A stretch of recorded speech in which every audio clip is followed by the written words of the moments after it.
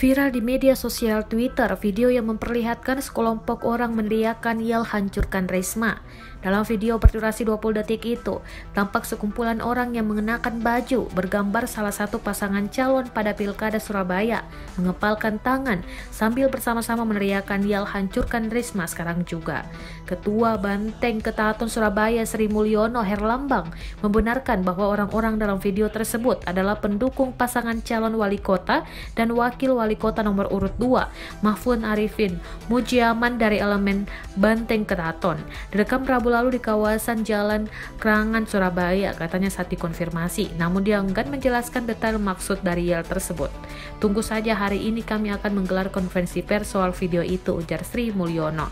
Direktur Komunikasi dan Media Tim Pemenangan Mahfud Mujiaman, Imam Syafi, mengatakan peristiwa dalam video itu di luar sepengetahuannya. Dia juga tidak bisa mendeteksi satu persatu orang di dalam video tersebut. Soal atribut yang dikenakan, kata Imam, setiap simpatisan Mahfud Mujiaman juga mendapatkan atribut kaos.